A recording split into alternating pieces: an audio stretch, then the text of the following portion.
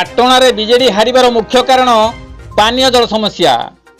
ଗାଁରେ ଅଛି ଗୋଟିଏ ନଳକୂପ, ହେଲେ ସେଠାରେ ପାଣି ବାହାରୁ ନଥିବାରୁ 5 କିଲୋମିଟର ଦୂରକୁ ଯାଇ ନାଳଚୁଆରୁ ପାଣି ଆଣି ରୋଷେଇ କରୁଛନ୍ତି ମହିଳା। ଏପରି ଘଟଣା ଦେଖିବାକୁ ମିଳିଛି ପାଟନା ବ୍ଲକ କେନ୍ଦୁଝର ଜିଲ୍ଲାର ମୁସାଖୁରୀ ପଞ୍ଚାୟତ ବଡ଼ଧନୁଜୟପୁର ତଳ ସାହିରେ। ପାନୀୟ ଜଳ ଘୋର ଅଭାବ ଯୋଗୁଁ ବିଭ୍ରାଟ ଦେଖାଦେଇଛି, ଯଦ୍ୱାରା ଚଳିତ ନିର୍ବାଚନରେ ବିଜେଡିକୁ ଭୋଟ ନ ଦେଇ ଲୋକମାନେ ବିଜେପିକୁ ଅଧିକ ସଂଖ୍ୟାରେ ଭୋଟ ଦେଇ ଜୟଯୁକ୍ତ କରାଇଛନ୍ତି। ପିଇବା ପାଣି ପାଇଁ ଲୋକେ ଖୁବ୍ ହଇରାଣ ହେଉଥିବା ଦେଖିବାକୁ ମିଳିଛି।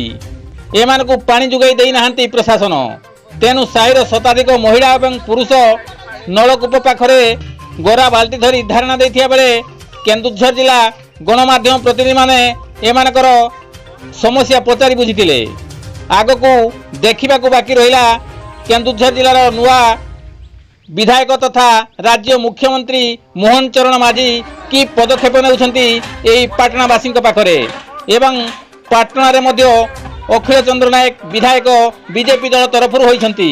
तेणु बुद्धिजीवी महल रे खुशी व्यक्त होइछि कि एई पानी समस्यार समाधान तुरंत करिवे। कविंद्र राउत का रिपोर्ट, केडी न्यूज ओडिया।